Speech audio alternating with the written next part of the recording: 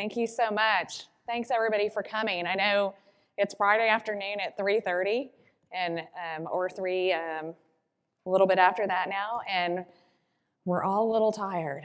Before I came on, I was like, I've got to wake up. So I'm so excited y'all are here. I am passionate about disability in the workplace and in the world and in education. I started my career as a speech pathologist, and I'll sprinkle a little more information about that as I go through my presentation. But it is about disability in the workplace. So I really hesitated to put this slide in and thought long and hard about it because I hate the word stupid. I was taught to never say that word when I was growing up. But it's so, I love the quote by Albert Einstein. Everybody's a genius, but if you judge a fish by its ability to climb a tree, it will live its whole life believing that it's stupid. I think it really sums up the idea of embracing all of our strengths and our needs. And I truly believe that we will all be better people when we can realize that we're not normal. Nobody's normal. We all have differences, and that is the beauty that makes the world go round. That's what my TEDx talk is on, if you want to check that out. I did a TEDx talk during COVID, but in person. So I am on a stage, and I had a socially distanced audience of about 100 people, and they were going to bring in balloons to fill the space in the auditorium because it held about 600. But I'm allergic to latex. So they're like, we're going to bring these balloons in, and I'm like, okay, I hate to ruin the entire event for everybody and all the speakers, but I can't be in an auditorium with latex. So that's just one of my differences that I have. I think that people see me as a very typical, normal person. I function in the world in a very typical way and look like I'm totally inside the box. But in reality, I have a lot of differences. I have dyslexia. Didn't know I had dyslexia until I was in my 20s, after I was already a speech pathologist, and I was like, Mom, I think I have dyslexia. And she goes, yeah, you do. I've always known that. But you've done fine, so you didn't really need that information. But don't ask me for directions, because I will tell you to turn the wrong way. If you're supposed to turn right, I will tell you left, and vice versa. If it's north, south, east, and west, I can do that. I also have an autoimmune disease. I have a visual disorder that is not correctable with glasses. And I also have severe allergies to latex, peanuts, tree nuts, and I have celiac disease. So I'm really hard to feed at a party. So I think my background is super relevant because I have also never disclosed any of that to an employer, except for the latex allergy when it was a need-to-know basis because they were going to kill me, with the latex balloons. So I've never disclosed a disability to an employer. I never felt the need to because I make my own accommodations. But I could have been a lot more productive when I worked for other people had I let them know what my needs were. But I didn't think they needed to know, and I didn't really want them to know because I will admit I felt the stigma around being different. Obviously, I've come out of that now, and I strongly believe in, as I said, valuing everybody for their strengths and weaknesses. But I like to do this talk on myths around disabilities to try to debunk some of those things that people are scared of. Disability is scary, especially in the workplace, and especially when you're leading a team and you're the HR person that everybody's coming to, and you're having to balance out one person's needs over another person's needs, and one manager's expectations over what the employee can actually do, and one person's social skills that bother or offend another person. So that's why I came up with this talk. This is me. Like I said, I'm a speech pathologist by training, and I work as a workplace and media disability consultant.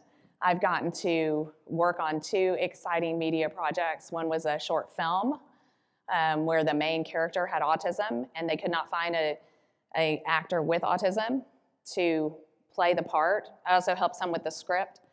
They hired a teenager, neurotypical teenager, and I helped him portray autism in an accurate and fair way. And then I got a call about a year ago, I think, from a company in England, and they asked me to consult on a commercial, and I didn't know what company it was for. And at first I kind of thought it might be a phishing scam, but I looked up the company and it existed, and so I emailed back and forth, and they sent me the contract, and it was actually a commercial for Amazon. So I got to consult on a commercial for Amazon about the use of their products with people with disabilities. So that was super exciting. It was filmed in Kiev, and unfortunately it was also during COVID, and I didn't get to go to Kiev. I had to do it all virtually, but anyway, it's still super fun. I love doing things like that, and like she said, when she announced me, I have a company called 4L Abilities, and we work on ADA accommodations and also accommodations and supports for everybody in the workplace, because we all are different and we all have strengths and needs. So I always like to start with defining the problem. So if we call disability a problem, how big is the problem? It's really huge. So around 30% or over 40 million people in the US have some type of condition that prevents them, that is a type of neurodiversity. So that could be ADHD, autism, a learning difference, dyslexia, anything like that. I think this is actually a little bit of a low figure, but it can prevent them from working productively and efficiently, because our systems aren't set up for people who think differently. Our systems in work and education are set up for those people that work inside the box and think inside the box. 20% of people in the US have a disability, a diagnosed disability, that may be anything from a physical disability to a hearing disability, vision, etc. 79% of employees are disengaged, and that's staggering to me. And ADA lawsuits cost between $75,000 and $250,000 per case to defend. It's expensive to have to do that, not to mention the lack of productivity and everything that can take away from that. At 4L Abilities, we've done a lot of our own research, and what we've discovered is many employers think they have one person with a disability that they've hired. In reality, they have many, many more. One of our very first customer thought they had one person with a disability. It's a company of about 115 employees. When we got their results back, 57% of them reported having we call it a condition.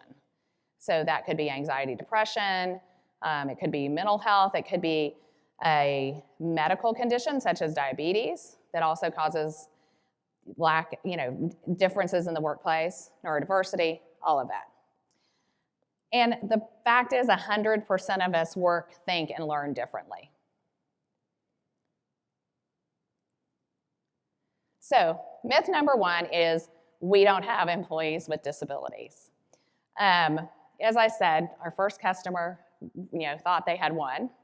The chances are, if you have 10 or more employees, you have someone that is an employee who has a disability. Also, you may have never hired someone with a disability, but they may have acquired that disability over the time that they're working for you. They're now saying that about 30% of people are going to suffer from long COVID, causing cognitive effects that are going to affect the way they work and learn. That's so, I mean, it's just so, it's almost mind-blowing to think about that statistic. Most disabilities are invisible. So you probably don't know. Like I said, nobody can look at me and think and know that there's anything different about me. And most employees don't disclose even a diagnosed disability. They don't want the stigma. They think they can do it themselves. They, don't want to make excuses, all of those things. The problem is they don't disclose the disability until you're about to fire them. And then you have a problem. When I was doing consulting work only, it was the most frustrating thing to me because I would go into some place, and by the time they brought me in, the person was on their way out. Many times they'd been at the company for a few years. They were on a performance improvement plan. They weren't doing well on the performance improvement plan. They were about to be let go, and the employee said, "Oh, by the way, I have ADHD." And then the company didn't know what to do, so they hired me. So then I came in and I said, "Oh, they need these accommodations, and this is how you implement this."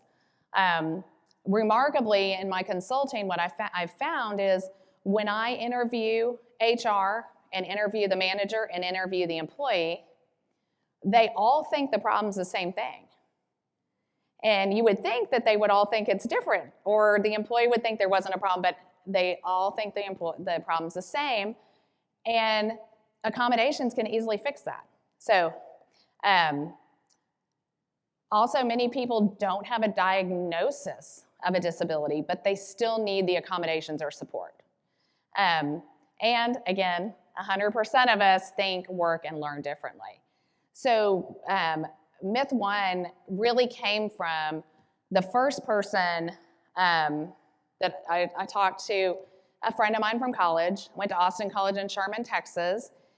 We were the Fighting Kangaroos, so we have a very unique mascot. It's also a very small school, so I graduated with 300 people. But we're very close, and we still spend a lot of time together, and we have a great network. And one of those people I went to school with was the CEO of a fairly well-known tech company that is based here in Austin. He's retired, so I won't mention his name. And he doesn't know that he's in all my talks now. So he had one of the best places to work. So I approached him early on in my company and said, "Hey, your company is one of the best places to work. I know you're a super nice guy and you want to be great for your employees. And you're in the tech industry, which is hard to keep and find employees and keep them. I think this is perfect." And he goes, "Betsy, we don't have employees with disabilities." And I was like, "Okay, thanks." I want low-hanging fruit. Like, you're too complicated for me. Now I kind of, give my statistics, but back then I was like, people really think they don't have employees with disabilities. Like, this super nice guy who loves his employees, really cares about what he's doing, he's smart, no idea. So that's myth one.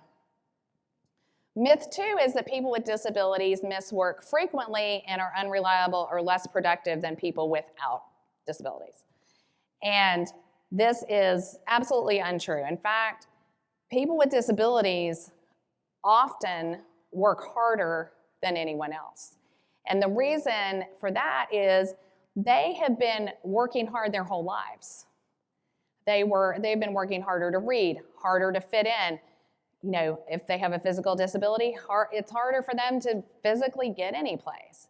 And so they're wired to work hard.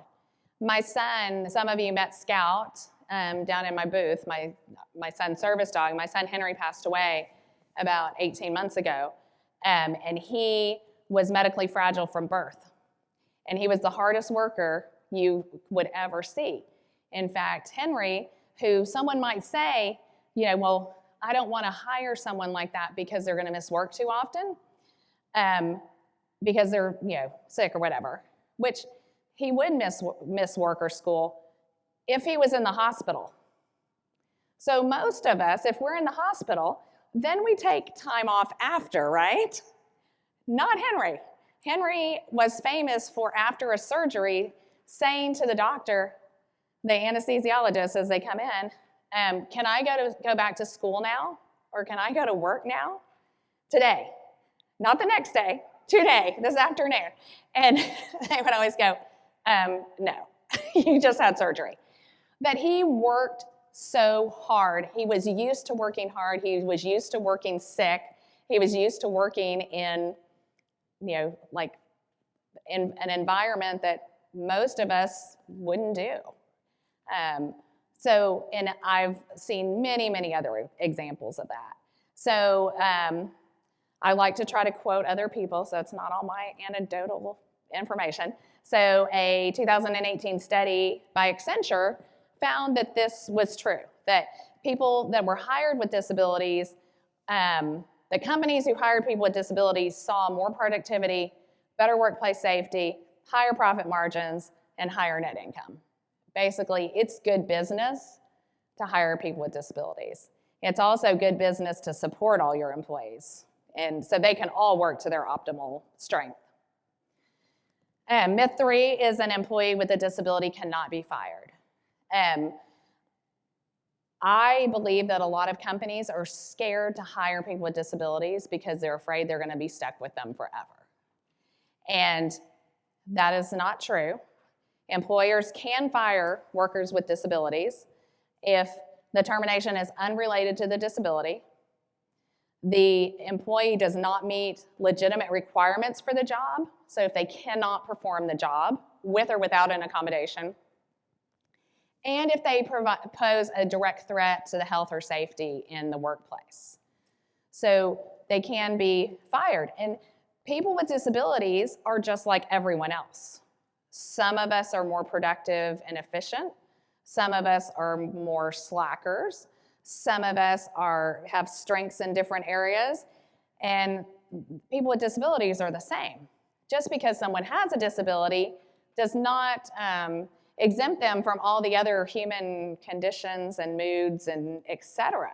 So you could hire someone with a disability who is a horrible employee. And so I think it's important for people to understand that they can be fired, but you do have to be careful. But it is not once you hire someone with disability that they are going to work for you forever. Myth number 4 is employees know what accommodations they need. I think this is probably the most, next to we don't have people with disabilities,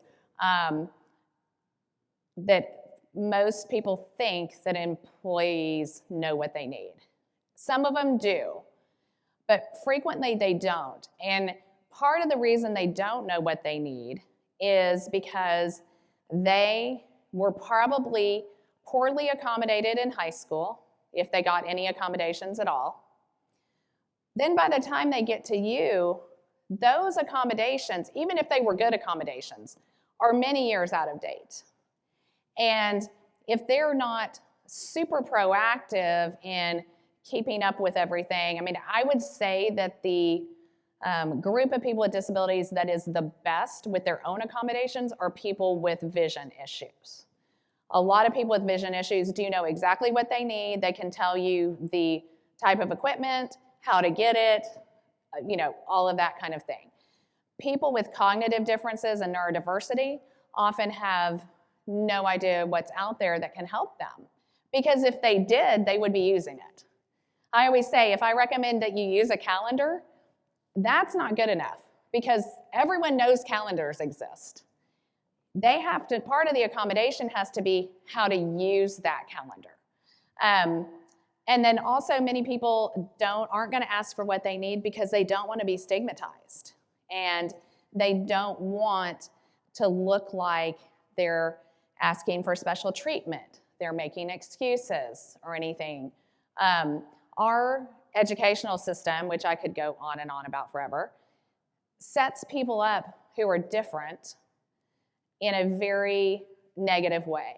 So children, if any of you have children with ADHD, autism, learning differences, speech problems, anything that's different. Also, some kids who are exceptionally bright also can fall in that same category. Our school system does not support them. And so they grow up feeling bad about themselves and like they're a failure. So as they become adults, they already have this stigma. They've stigmatized themselves. So they're going into a workplace thinking, okay, this is now my chance. I can look normal. And I'm not going to ask for help or make a big deal out of this because I don't want to be that person anymore. Now that I'm out of school, I'm not going to do that anymore. And that often backfires on people because it's, work is hard too. There's also a lot of work that's similar to school. You have to write, you have to read, you have to learn things, all of that. And if, for instance, someone who learns best by video is only given training in a written form or an audio form, or in the most disturbing thing to me ever since COVID and people working remote, a lot of employees are being trained by text message.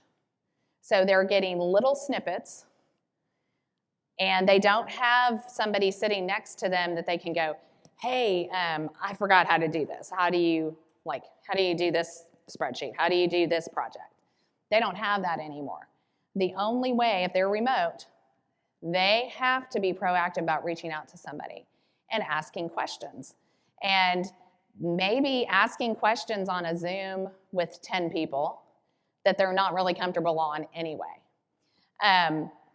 So they're not going to ask. They're just going to try to either fly under the radar, do the best they can, whatever, and they're not going to be productive, as productive and as efficient as they could have been if they were accommodated.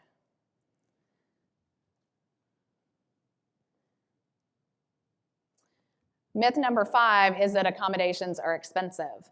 And I don't hear this as much from people, but I think this is kind of an underlying belief.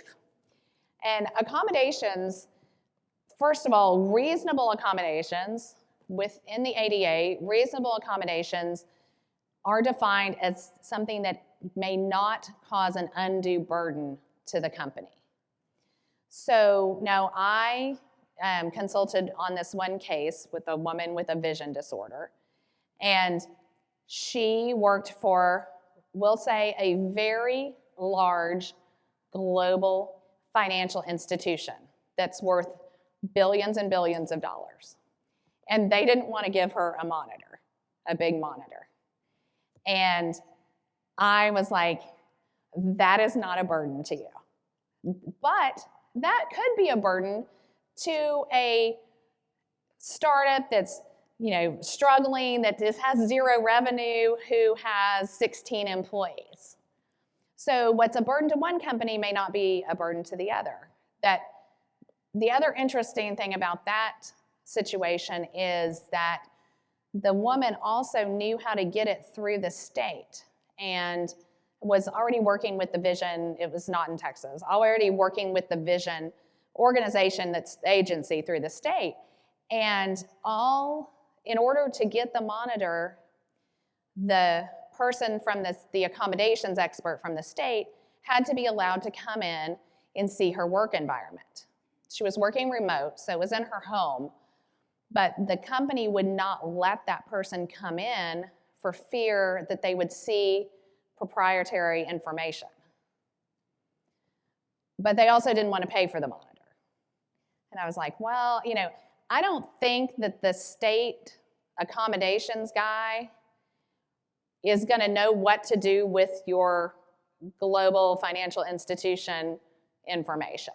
Nor do I think he really became an accommodations guy so he could steal your information and do who knows what with it. But anyway, in that case, I was like, that's not a burden to that employer. The other thing, most accommodations now are free. We have the biggest accommodation. Oh, my phone's plugged in. I can't pick it up. Right here. This is an amazing accommodation for people. Your phone. You have an amazing calendar that you can have reminders on, and color code, and alarms, and timers, and so many different apps. In fact, we almost have too many different apps, which is part of the problem. I believe in better apps, not more apps. So most people are already carrying around this piece of equipment that an app can be used on that can totally revolutionize how they work. For instance, audio recording. Some of us are old enough to remember when we used to have a tape, like the cassette tape and the audio recorder, and we had to put the tape in and press play and all of that kind of thing. Or then we got the little digital, those little digital recorders. Now we don't even have to provide an employee with a $50 recorder. They've got it on their phone. They just need permission to use it. Same thing with speech to text. I write a lot. Haven't written a book on accommodations yet, but that's next. But I've written multiple books on speech therapy and technology and people with disabilities, and I've written 2 books about my son, Henry. But I do a lot of that with speech to text because I'll be driving or whatever, and suddenly I'll be like, oh, I've got to write this down, and I just speak into my phone in the Notes app, and there it is. This is life-changing for people with disabilities or people that don't have disabilities who just, or disorganized, or those of us who, didn't drink enough coffee or didn't have a good night's sleep. It's an amazing accommodation, and everybody's got it. And then most of the apps are free or very inexpensive. Of the apps that I recommend, or that my company recommends, the accommodations are usually everything we recommend is for most people is usually less than $5 total. Sometimes we might recommend something like a standing desk or a large monitor, but I would say that's unusual. Most people get by very, very well with free or very inexpensive accommodations. I wanted to talk a little bit. Okay, I've got to see what my next slide is before I start talking because I can talk a long time. I wanted to tell you a few of my favorite accommodations. I get really excited about these kind of things, and I'm obsessed with apps, and my license plate says App Lady, so if you see a black sedan with App Lady on it, that's me.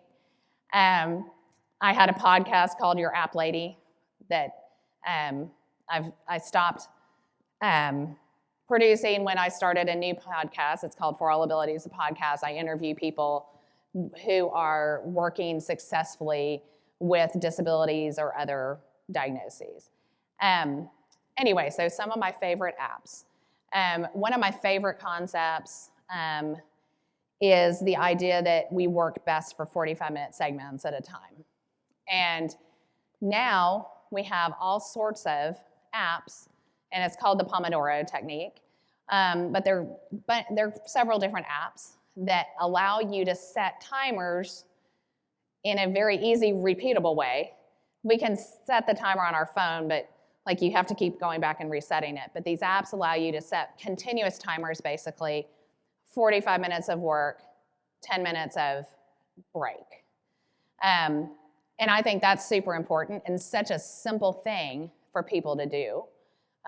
It's well researched that our brains work for about 45 minutes at a time, and even if we think we can work longer, we aren't as efficient and productive than if we take a break and even stand up for a few minutes or something like that.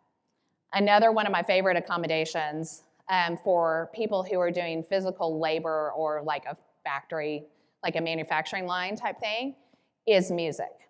So I've often gone into places and they're playing music, but they're playing random music, right? They've got like Spotify on or whatever. And I like to make playlists for them with music at certain fast enough but not too fast tempo that helps everybody keep kind of an upbeat attitude, but also keep working in the way, in this faster pace. I love calendars, in case you haven't noticed. I've mentioned calendars several times. I love color coding. I highly recommend color coding as an accommodation. Super easy to do. The employee just color codes like, this is important. These are important tasks that are red, and these are less important tasks that are yellow, and here's my home life that's blue. Because that's another thing that makes us all get tripped up, is when we have conflicts between our home schedule, our family schedule, and our work schedule. It's really important to be able to manage that.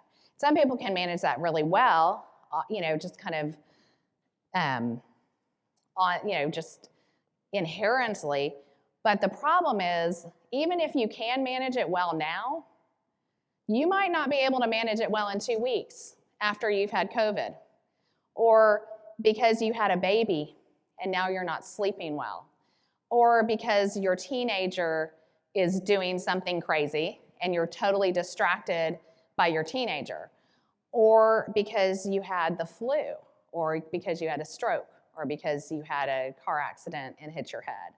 So I love, doing executive functioning or organizational type things for things like that. Another accommodation that I love that's super simple and everybody's like, oh yeah, I guess I should have thought of that, is one of my examples I always use is an oil company marketing person came to me and said, hey, I've got this problem with an employee. So I was like, okay. And everybody always is like, this is a really big problem, Betsy. And I'm always like, okay, I'm ready for this huge problem. So she tells me about this guy, and I call him John, and that's not his real name. So John is a fantastic guy, like a 30-year-old guy, super enthusiastic, high energy, great at his job, does a great job. I mean, she went on and on. Everybody loves him. We love working with him. He's great at his job, smart, whatever. Organized, everything. And I'm like, okay, what's the problem? Well, the problem is whatever job that John was hired for, every other week, the team has a meeting, and that job is required to be the note taker at the meeting. So therefore, John is the note taker. And guess what? John has dyslexia. So John is a really bad note taker. Betsy is a bad note taker too. So don't ever ask me to note take in any meeting, because you'll get notes where you're like, well, this doesn't make any sense, or like it's spelled wrong, because sometimes I get to words like don't even know how to kind of halfway spell them. So I said, I can solve your problem. Why don't you assign someone else to be the note taker? And she was like, I think I said first, does he have to be the note taker? Yes, that's how we've always done it. And this job is the note taker job. I'm like, well, but he has dyslexia, so that's really not his strength. Maybe there's somebody else on the team that likes to take notes. That's probably already taking notes because John's notes are terrible, so they're already taking their own notes. Hey, how about John not take the notes? She was like, that is brilliant. And I was like, okay.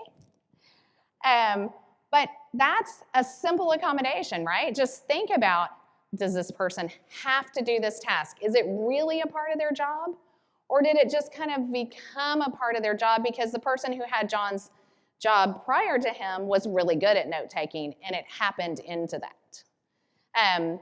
We also, another cheap, free accommodation is letting people turn their videos off on Zoom. Also seems super intuitive, but it's not, because companies we want to be all seeing our faces and social, et cetera, et cetera, et cetera, which is great for people who love to see everybody's faces and not so good for people with neurodiversity, especially autism, who start feeling very self-conscious. Also, mental health issues. So what I recommend is you let them have their camera on at the beginning. Hi, everybody, how are you? They can turn their camera off. If they're talking, they can turn their camera on.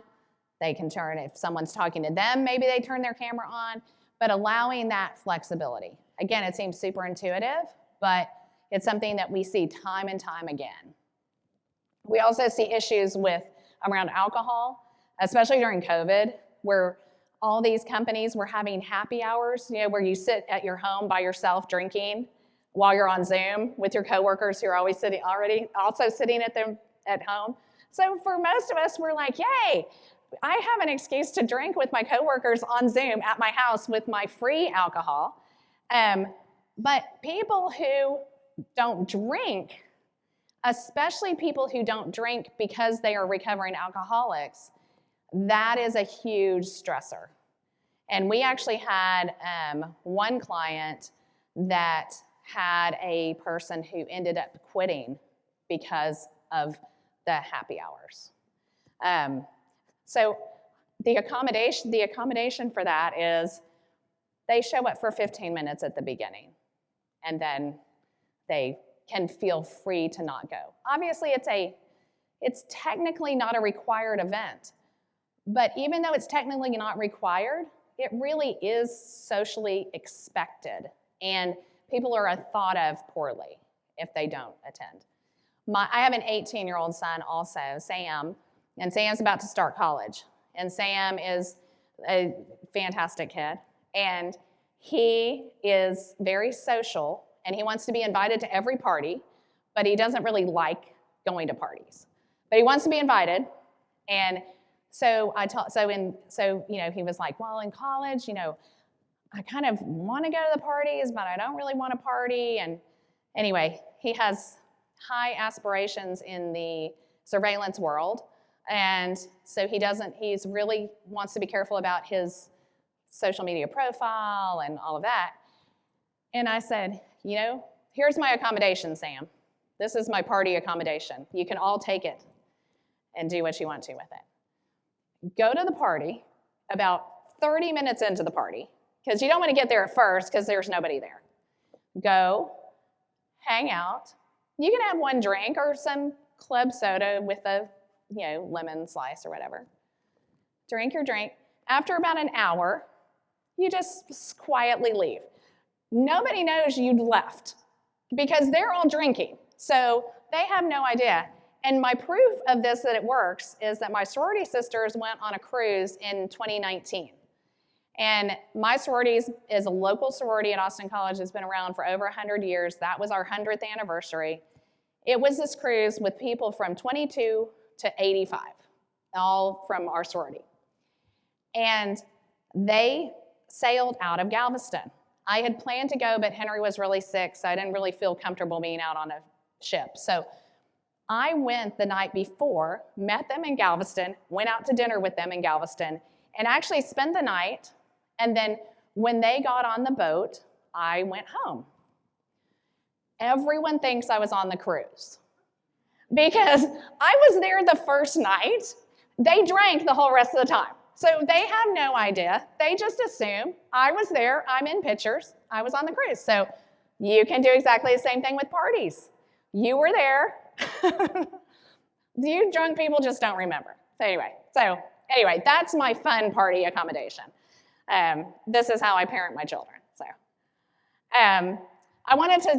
now that we've talked about some myths, I want to talk about some facts about employees with disabilities, especially autism. I'm obsessed with autism. I'm a speech pathologist, as I said, and one of my specialized trainings is in working with people with autism. I adore people with autism. I love how their brains work, and they bring so much to us. We even have a couple of advisors who have autism, and they're so helpful to us.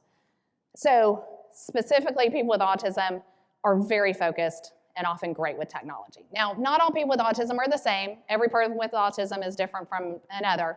So these are some generalizations, but you can kind of get the idea. They also are often very reliable with very low levels of absenteeism. And they're your person who is there every day at 8 or 8:05 or whatever time they come. They are there, and they are there till 4, and they leave at 4, and they are there every single day for 25 years. Very reliable. They're also very trustworthy. One of the characteristics of autism is that they're black and white thinkers. So when they know the rules, they follow the rules. And that makes a great employee in a lot of roles. They have incredible attention to detail often and are very high, have a high degree of accuracy on visual tasks. So something like accounting, finding errors or differences in data, so data analysis, accounting, bookkeeping, data entry, all of those things can be fantastic for someone with autism. Also coding and all the technical things that I'm not good at. I met this woman once who was telling me that she had recognized the problem, but in their hiring process, they were eliminating people with poor eye contact. And it was an accounting firm. And I was like, well, you know what? I have really great eye contact. And you would probably hire me because I have great eye contact and I can do great at an interview, and I could probably convince you I could do your accounting, and it would be a total disaster. I would be horrible at that. So really you want to hire people, maybe not with the good eye contact. Bad eye contact might be, part of your equation. Also, people with autism frequently have incredible long-term memory and ability to concentrate for long periods of time. I still recommend that they take breaks because people who hyperfocus, and often people with neurodiversity hyperfocus, people with ADHD, autism especially, it still is not good for you to hyperfocus, but they can, I have a lot of what I call my tech guy friends. I advocate for fair tech regulation at the federal government level. So I've met all these tech company CEOs through that. That's kind of how I started a software company. But my tech guys will tell me these stories like, oh yeah, I worked on coding for 23 hours and then I finally had to go to sleep. I'm like, 23 hours? Like, I cannot imagine. So I tried to teach myself to code, and so I would know kind of the basics of it. And I was like, 23 minutes is kind of my limit on that. So people with autism are incredible with those kind of things. People with other disabilities are great problem solvers. Like I said earlier, their lives have been so hard their whole life because they're in this world that doesn't really accommodate them most of the time. And they have to figure out how to get into the building or how to save themselves from the sensory overload of a situation. So they're constantly problem solving. And you can really use that to your advantage and have people like that help problem solve and think through things. They're often not the person who's like, well, that's the way we've always done it, so we got to keep doing it that way. They're very loyal to the workplace. I think I said that earlier. Diverse employees lead to diverse skills with better teams. I think that goes for all areas of diversity. It's just important to have different ways of thinking on your teams.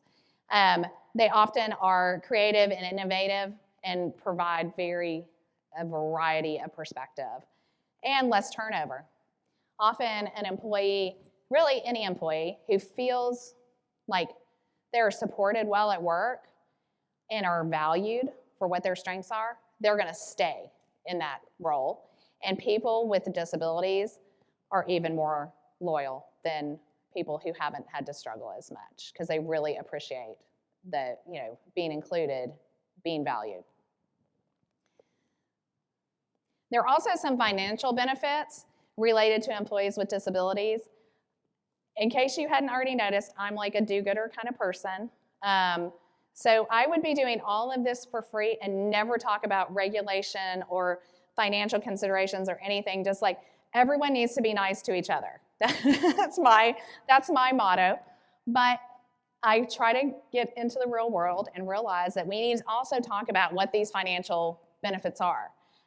So there are financial incentives for accommodations and providing accommodations, as well as having a certain number of employees with, or a certain percentage with disabilities. You will meet federal contractor requirements, so you can get federal contracts. And you also may expand your consumer market, because companies who hire people with disabilities attract customers with disabilities. And as we said at the very beginning, there are a lot of people with disabilities. It's also the only minority group that we all are going to become a part of if we live long enough to have the privilege of that. No one is immune from joining this minority. So that is it for my presentation. Thank you so much, and I would love to take any questions. I think we have about 10 minutes, and I think that I have, so here's my email. I think I have a slide I'm supposed to show at the end too, but this is my email. I am going to go back into the exhibitor hall a little bit after this. I do have footnotes, which you probably can't read at all, but I can send them to you if you would like them. I think my presentation is on the Hoover app too. And then this is this is the slide I'm supposed to be showing. So this is your recertification credit information. Does anyone have any questions or comments? Yes.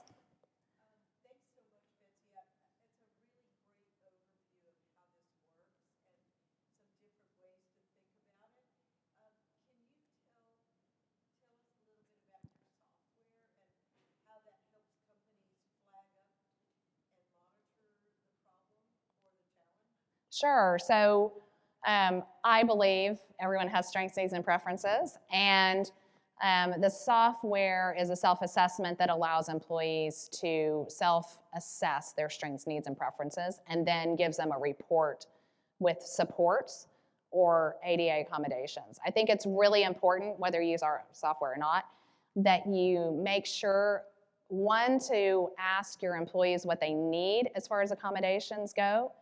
And we truly believe that employees should not be forced to disclose a disability in order to receive support, or we call them supports to try to separate it out of the ADA issue, but supports or accommodations.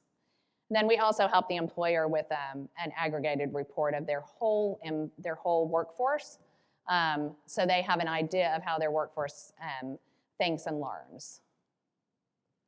Thank you for asking.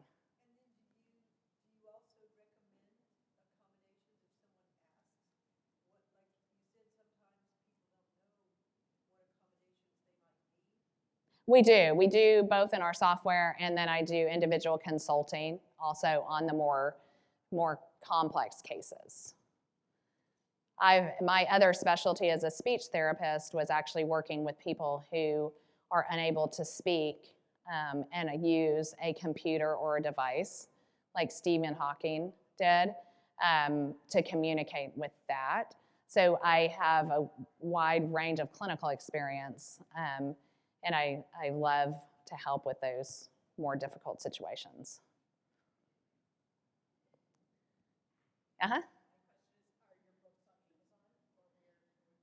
They are on Amazon.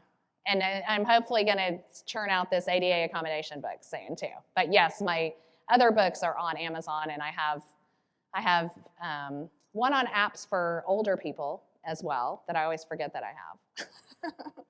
And I haven't published the books about my son yet because I'm waiting for the perfect time to do that. I figure when the book is ready, the publisher will come, or whatever that saying is.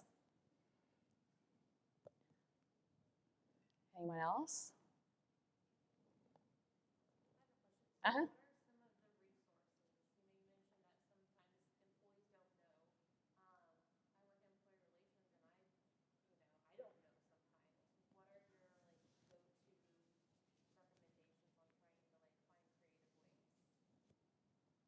to help someone with a disability or a support. They run the gamut. So what we normally do is we go in and talk to the what we call the customer, so the company, employer, ahead of time to see what software tools are they already using in the workplace, what communication methods are forced on employees and things like that, and also what are they willing to do, and then we tailor our recommendations to that so they are reasonable. But some of the things that I often recommend are, apps on the phone. Trello is one of my favorite recommendations, and Trello can be a little bit complicated to use because it's overwhelming when you first open it up. So I have a YouTube video on Trello, on the use of Trello. That's one of the things I frequently use. The other things, like I mentioned earlier, also jan.gov, I think is what it is. The Job Accommodations Network, which is the federal government tool, that can be very helpful as well because you can search by disability. I believe in accommodating based on what the strength and need is versus what the disability is. But that can be a good starting point for you too. There's so many other resources that I think now with ERGs and everything becoming more and more popular, being able to point, sometimes all it takes is pointing the employee into some kind of good resource, whether that's a mental health resource or other community resource, I think is really, really important.